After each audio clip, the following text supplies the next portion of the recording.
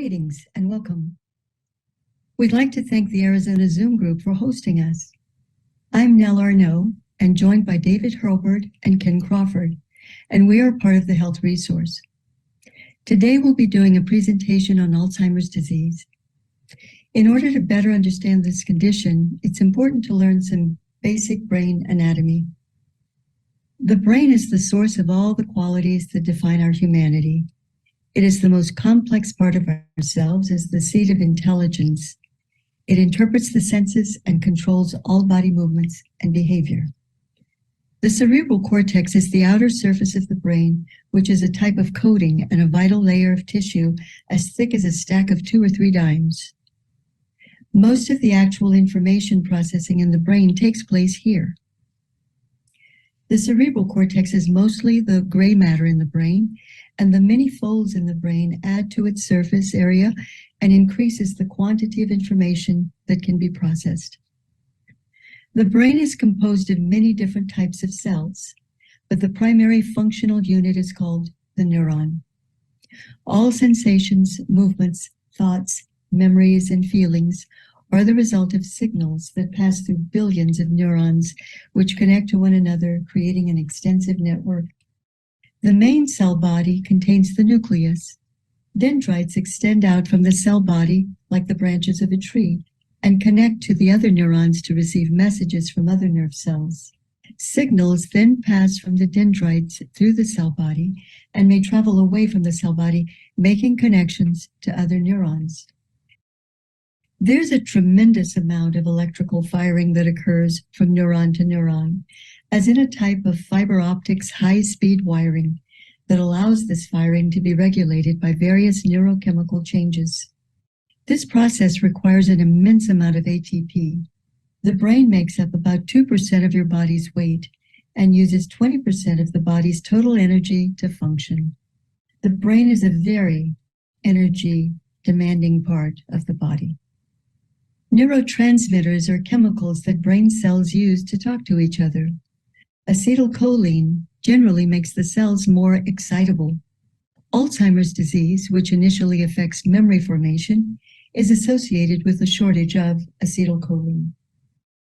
Quetzal says, Alzheimer's disease is a degenerative disease of the cerebral cortex with characteristic neuropathological and neurochemical changes and inexorably progressive dementia. First signs are a high degree of forgetfulness and aphasia. The cause is metabolic disorders and, above all, genetic factors, as well as a conscious inertia and a deficiency of the neurotransmitter acetylcholine. Overall, a loss of brain cells in the forebrain occurs. The hippocampus is a major component of the brain, and there's one hippocampus in each side of the temporal lobes of the brain. In Alzheimer's disease and other forms of dementia, the hippocampus is one of the first regions of the brain to suffer damage. Short-term memory loss and disorientation are included among the early symptoms. The largest job of the hippocampus is to hold short-term memories and to transfer them to long-term storage in our brain. So what causes all this memory loss? Pathogens describes this. The concentration of important neuronal messenger substances such as acetylcholine in particular is reduced, which leads to disturbances in information processing that cause severe learning problems and also impair memory. On the one hand, the destroyed nerve cells form fragments or not completely broken down, and on the other hand, together with the other proteins, form the Alzheimer's fibrils and Alzheimer's plaques in the brain, which are characteristic of the disease and correspond to deposits. Genetic factors may also play a causative role in the development of Alzheimer's disease. And Florina educates us about the amyloidosis skin spots. These are called age spots, commonly known as, and we see them on the back of the hands of people, also on the face, on the neck, on the forehead, on various parts of the body. So Florina tells us that with very close professional observation, the first indications of changes in the direction of Alzheimer's can be detected as early as puberty. This is also the case when amyloidosis skin spots appear and become visible. These are abnormally folded proteins that cluster together and are deposited in the tissue as amyloids, a so-called protein polysaccharide complex. The asymptomatic phase can last for many years, but during this time, characteristic biological features and changes in the brain are already recognizable and can be detected. Over many years and decades, Alzheimer's dementia creeps into the human beings because the disease does not come quickly, but very slowly and only imperceptibly.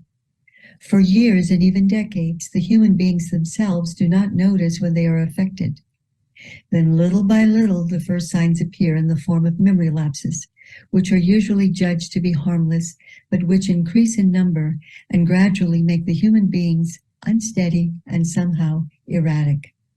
They become more and more forgetful and can no longer find their daily utensils. We can equate this with, let's imagine some unseen, unknown phenomena slowly and imperceptibly erase the entire hard drive of all your devices, as well as all your personal information on the cloud.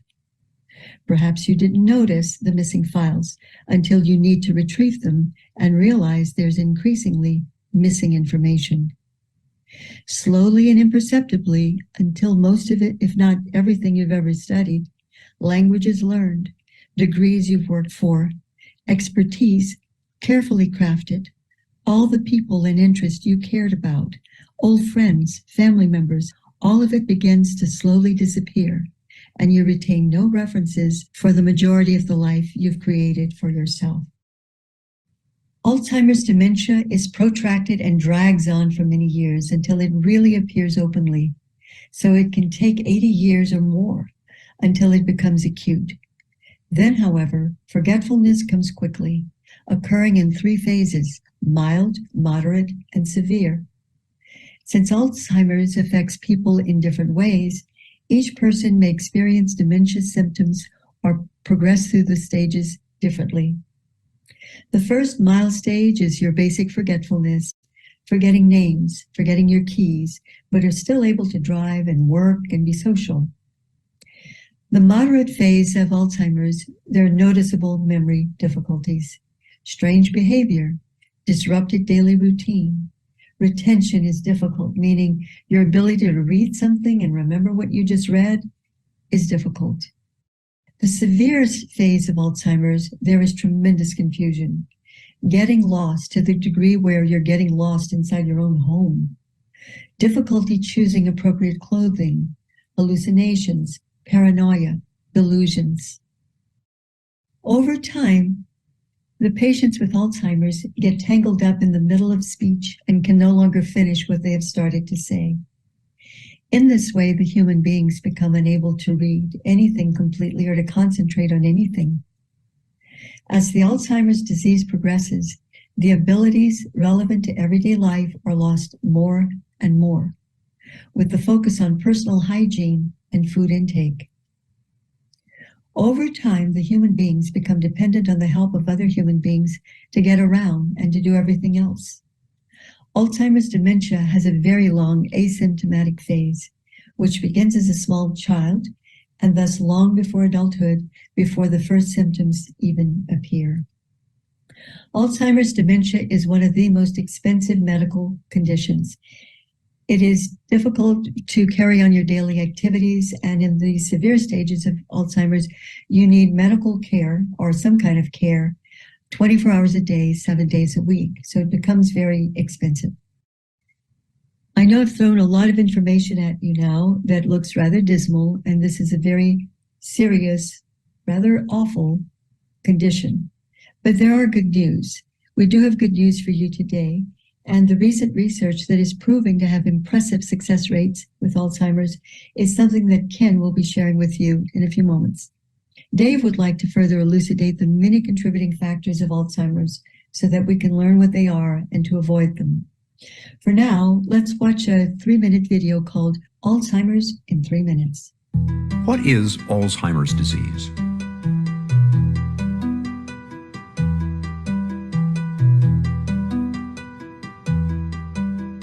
Alzheimer's is a slow, fatal disease of the brain affecting 1 in 10 people over the age of 65.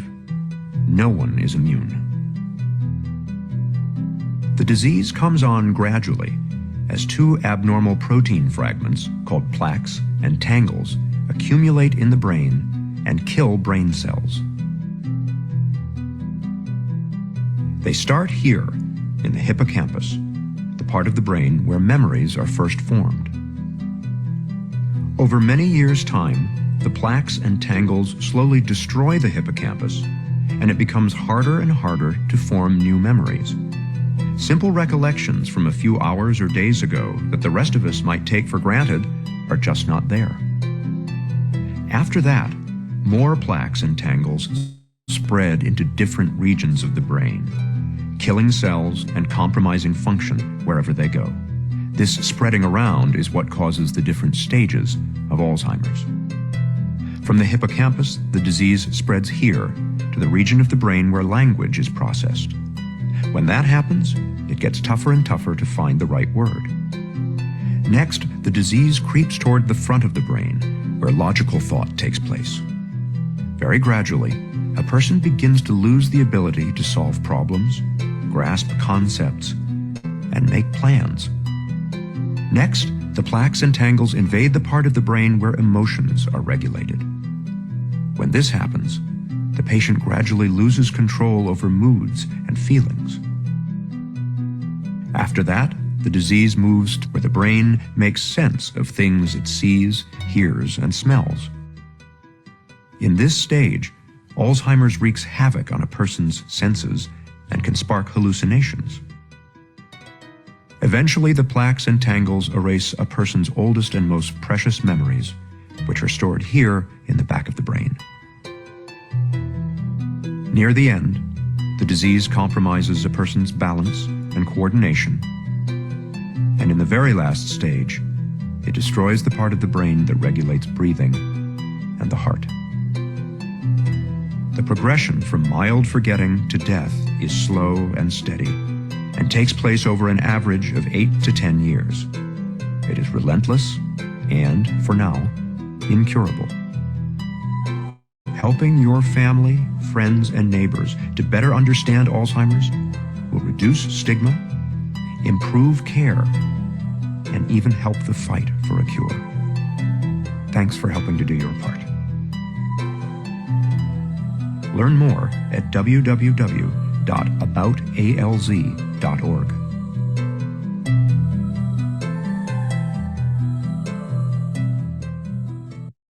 This is Dave Hurlbert, FIGU passive member, working with Nell Arnaud and Ken Crawford on the causes of Alzheimer's dementia. From Pathogens, CR Report 252, a whole number of serious and most serious diseases that appear in humanity on Earth have been programmed in a genetically manipulated form. The genetic manipulation that Earth scientists and physicians have identified is called the Alzheimer's gene. It's called ApoE-4 or ApoE-E-4. We know that people who have the ApoE-4 gene has a 2-fold increase risk of Alzheimer's disease. If you have 2 copies, one from your mom and one from your dad, the risk could be up to 12-fold. The primary cause of Alzheimer's, on the next slide, is the genetic manipulation. Todd states quite amazingly that it's gene-controlled disease, and in this form, in certain cases, too much aluminum is transported to the brain as a result. But Billy brings up the point that it occurred to him the idea that this could have been a genetic manipulation that the powers in serious regions had already carried out in ancient times in order to prepare the fighting machines in such a wise that sooner or later they die of it. The other diseases such as cancer, etc., could be equally genetically programmed. Yes, says Patah, this is indeed the case because a whole number of serious and most serious diseases that appear in humanity on Earth have been programmed in a genetically manipulated form. In order to free oneself from this, however, humanity of Earth or its scientists must learn how to deal with genetic manipulation, for which we release impulses in a responsible manner.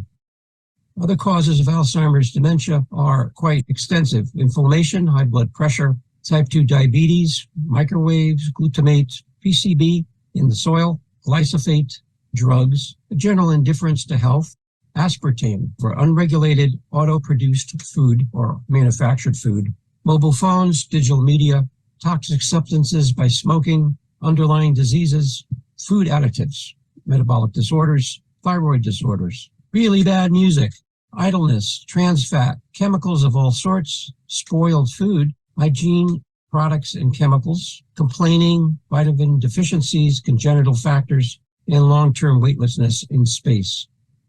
Air pollution is a big concern here. When we presented the plastics and the toxicity in the air, we provided you with a list of supplements you should take to detox on a daily basis. Toxic air, water, and food is causing dementia and all forms of cancer. If you need a copy of the supplement on how to detox, we'll provide that in the chat in a presentation handout. From 680 from Patah, very important.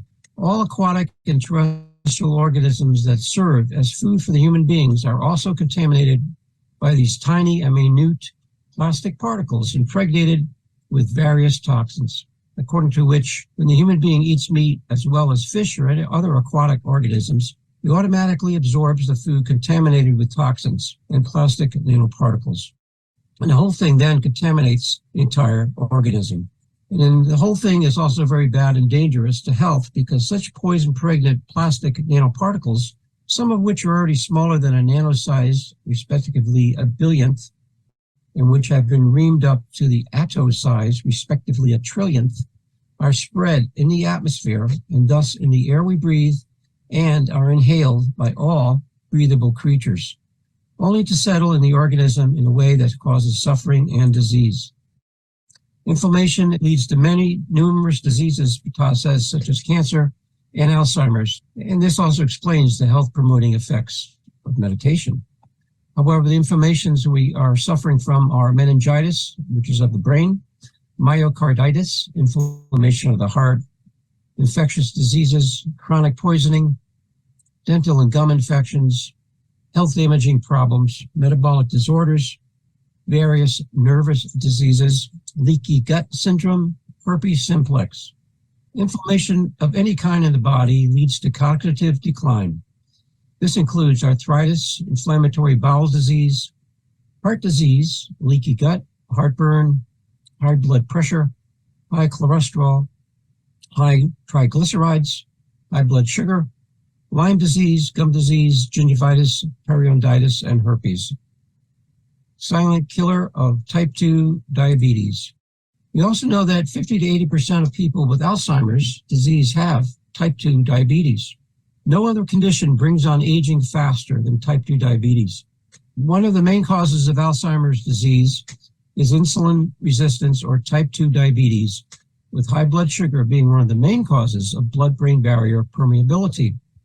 Due to high levels of blood sugar, the brain-blood barrier permeability limits the amount of glucose transporters on its surface, and the brain begins to starve in terms of energy, since the sugars can't get in as easily.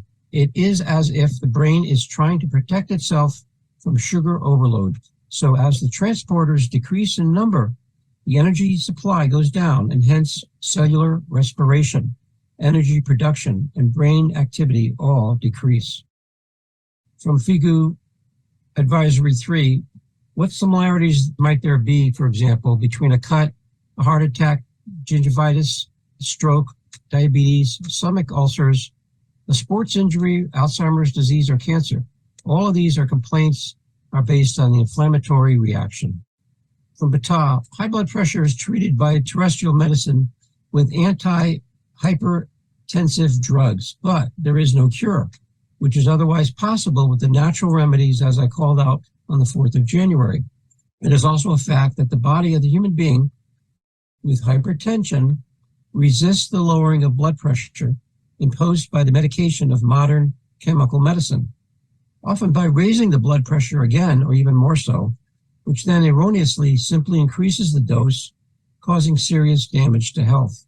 The stats on hypertension are as alarming as 50% of the adults in the U.S. have hypertension.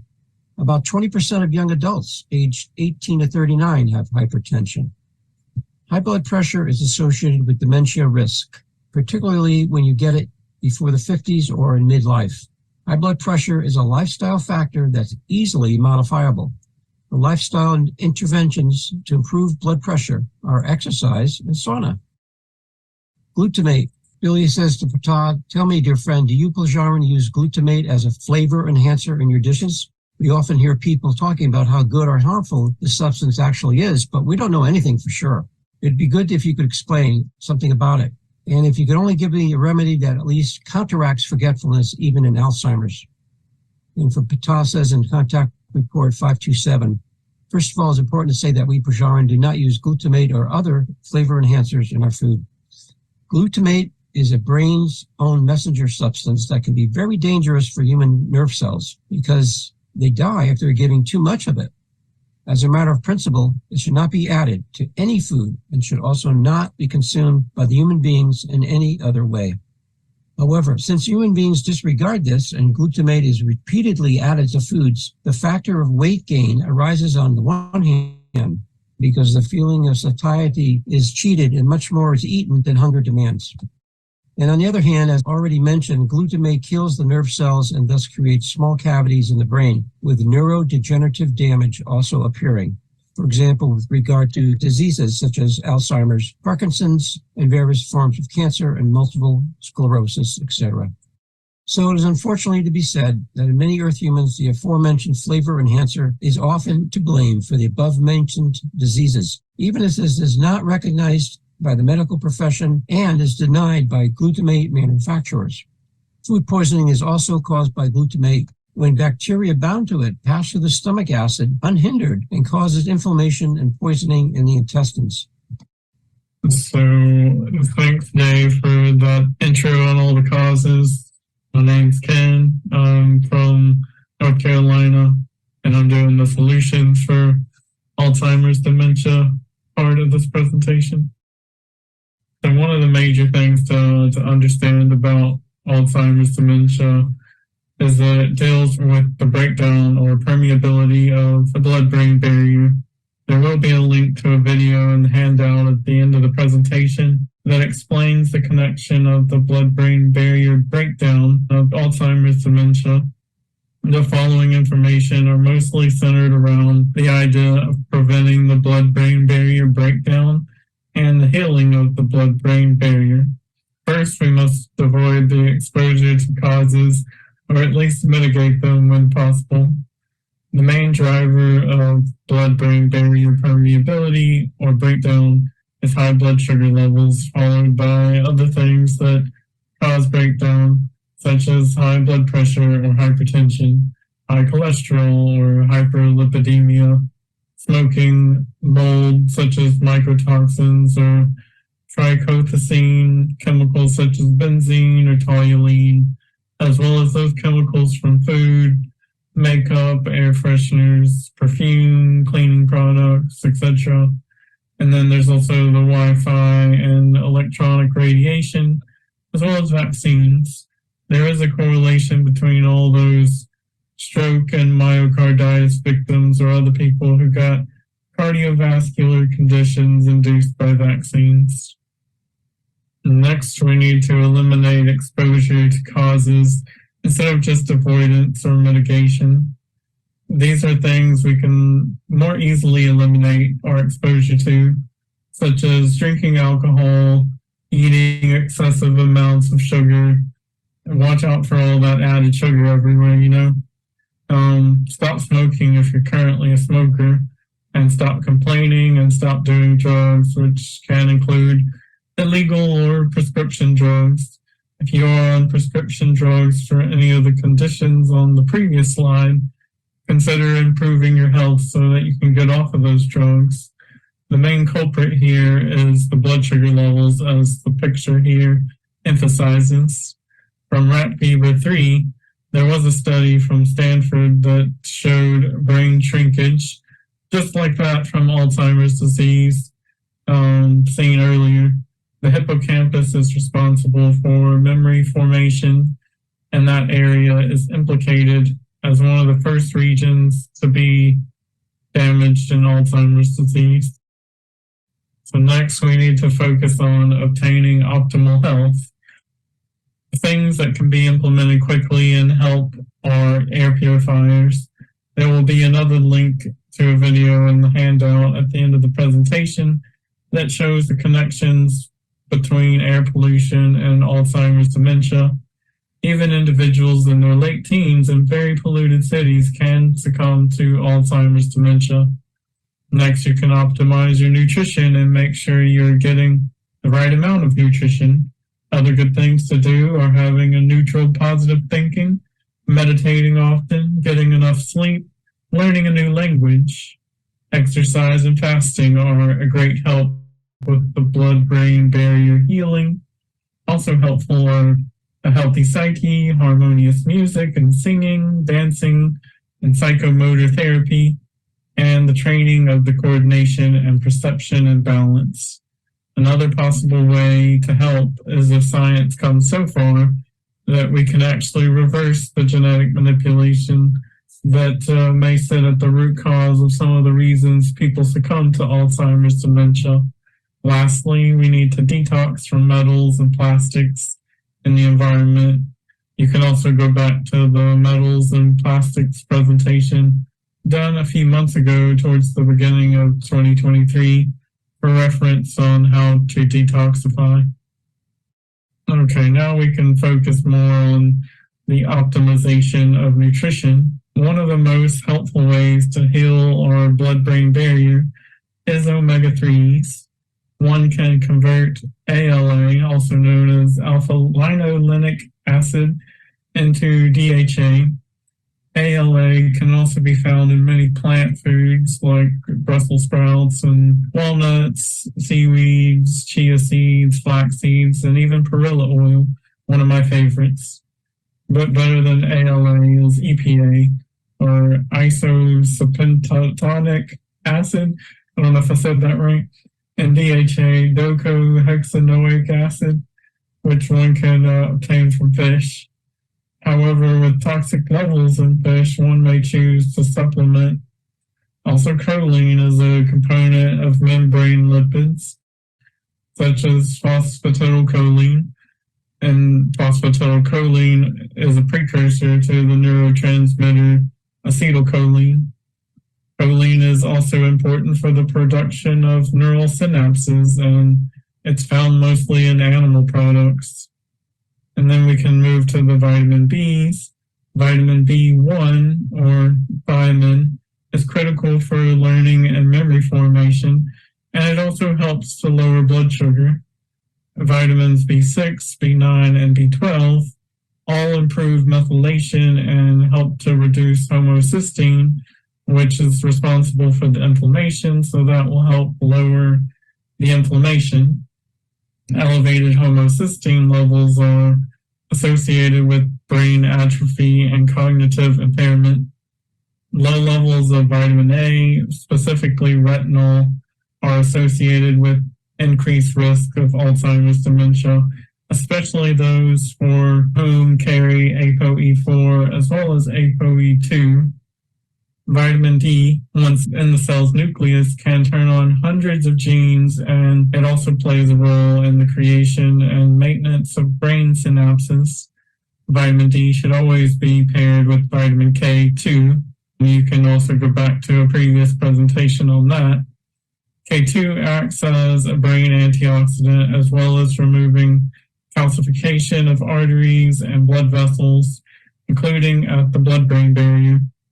Vitamin E also acts as an antioxidant for the brain. It prevents monounsaturated fatty acids and polyunsaturated fatty acids, which include all the types of omega-3s like ALA, EPA, and DHA, from breaking down, so it preserves them so they last longer. Vitamin C also helps out with antioxidation and helps with the immune system. And then the zinc and copper, you want to make sure that they're in balance, because an imbalance can cause problems since they compete for absorption. And zinc is vital to the brain and helps reduce inflammation and also boost the immune system function. Magnesium can help with the production of serotonin for the brain. And transdermal magnesium is also a good choice for those low in magnesium, especially if suffering from Lyme disease. Lastly, fermented foods help with gut health, and specifically lactofermentation can help heal many of the organs, including the blood-brain barrier.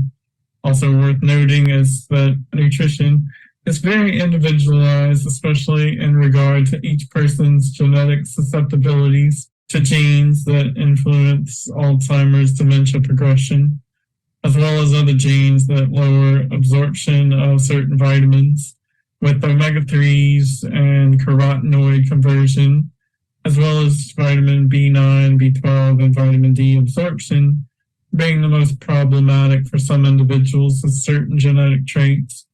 Could some of this be related to the genetic manipulation? You be the judge. Next, we have the remedies we're drifting into. The next few slides deal with specific items mentioned in the contact reports. First is galantamine, derived from the plant Galanthus nivalis. Quetzal speaks of this remedy stimulating brain activity and suitable for the treatment of Alzheimer's dementia.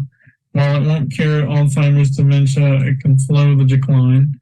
So Billy says here, and if you only give me a remedy that at least counteracts forgetfulness, even in Alzheimer's.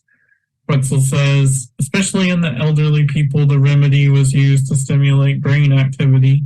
The active substance, galantamine, was rediscovered on the earth at the end of the 50s when it was extracted from tubers or bulbs of the Caucasian Galanthus nivalis plant by a very complex purification process.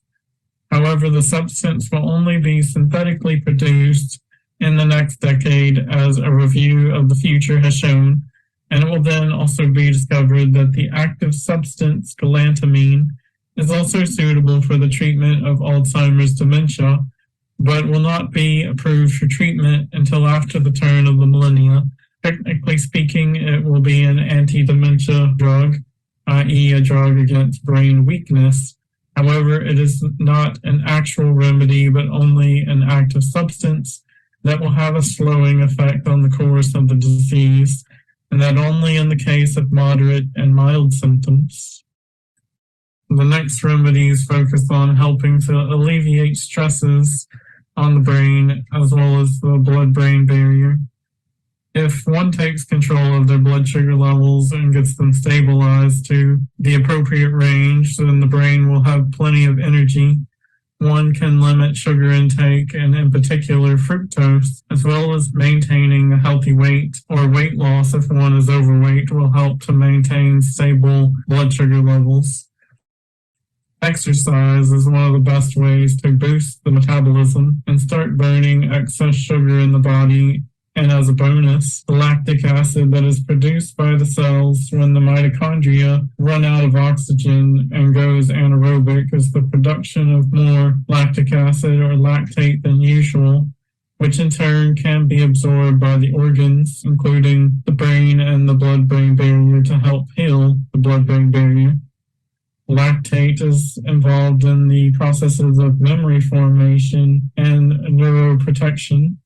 The astrocytes mentioned at the beginning of the presentation in the brain also transfer glucose and lactate to sustain energy requirements in the brain, and therefore the brain can use the lactate from the exercise as a type of energy source.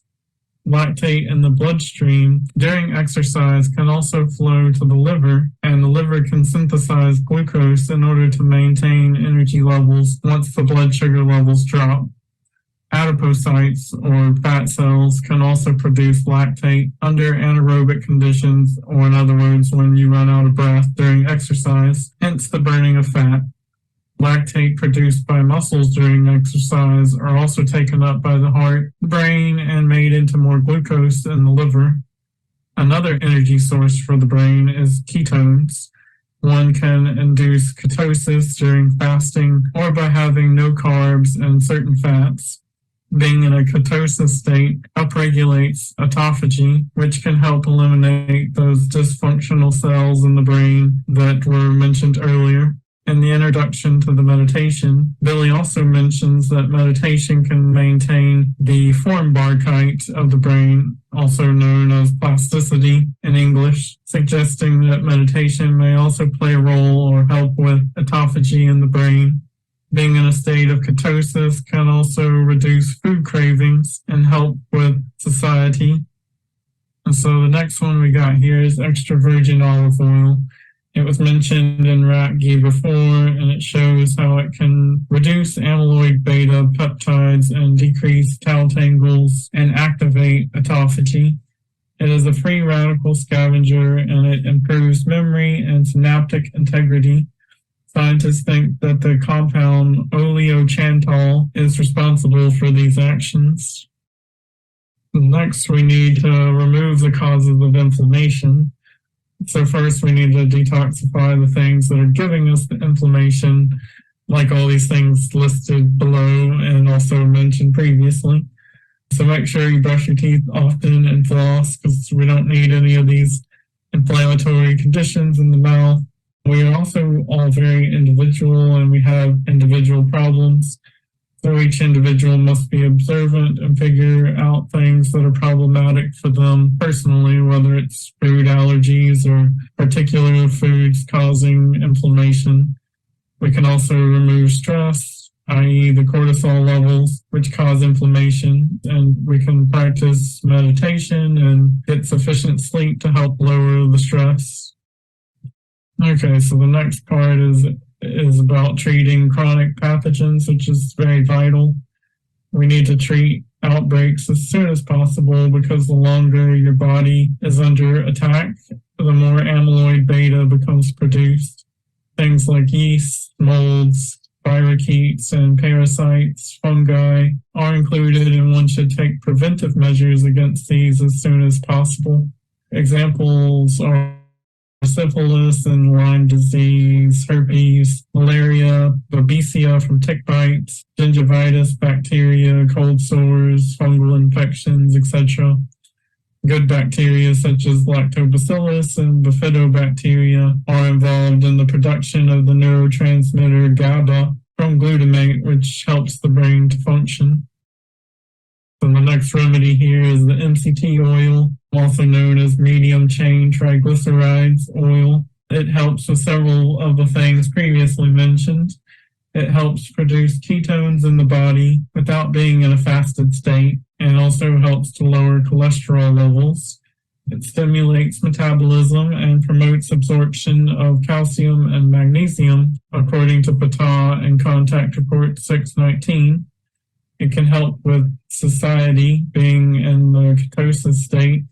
One of the main ingredients in it is lauric acid, which, according to Patah and Contact 552, is very effective against bacteria, yeast, fungi, and viruses by dissolving envelope membranes. He says it works against herpes, measles, and other viral infections. I was recently reading an article where you could take a small cap of MCT oil and swish it around in your mouth for about 10 minutes each day for a couple of weeks to reduce gingivitis and periodontitis and other bacteria in the mouth and gums. So next, we need to avoid and remove toxins. Pollution has been found to be correlated to higher risks of Alzheimer's dementia, and amyloid is the immune system's response that is binding to the toxic invaders and then depositing in the brain or the skin as amyloid beta, and air purifiers can help reduce this. Remove oneself from environments that are moldy as soon as possible, but the immune system will respond in the same way, and it will be constant if you live in such an environment. Avoid toxins in products, for example, candles with paraffin. When they burn, they release benzene and toluene. Make sure to air out the house or open windows after the use of incense is another thing we can do. Also, avoid metals, carcinogens, and chemicals in food. For example, fish might be high in omega-3s, but you could also be getting a high dose of mercury at the same time. We also need to avoid pesticides, herbicides, insecticides, etc. as well as if you do have dental amalgams, it would be good to have them removed because they would be a constant toxin. So next we have self-duty, and we have things that we need to do for ourselves as a duty and for self-care, which includes taking care of our body, our psyche, and our consciousness. For the body, we need to take care of our nutrition, teeth, our clothing, and appearance, as well as avoiding drugs, alcohol, keeping our immune system healthy, as well as keeping physically fit. For the psyche, we should practice good manners, have a positive outlook, have decency and modesty, as well as making sure we can calm and balance our psyche with meditation, singing, harmonic music, dancing, poetry or literature, having a fulfilled social life, plenty of time spent in nature, as well as having a healthy self-esteem and staying psychically fit. Lastly, consciousness, which is the most important since our thinking will affect our body and our psyche. We need neutral positive thinking and also continual learning, and to use our faculties with rational, logical, and sensible thoughts. Meditation can also help keep our consciousness sharp and to keep our brain plastic, which also helps us stay consciously fit. All in all, we should not neglect ourselves over others, as the self is most important. One cannot help others if they can't help themselves. If body, psyche, and consciousness become rusty, it leads to dementia. And inspired from Contact Report 850, which came out recently, we have wrong or bad thoughts or wrong or bad feelings result in a psychological state which increases the risk of dementia. Every earthling should be aware of the fact that the characteristics of the human being's character play just as an important role as his or her activities, because this is very important in order to be fit not only from head to toe, but also in terms of consciousness and the function of the brain. So overall, everything in this regard is important to prevent dementia. Thank you, everyone.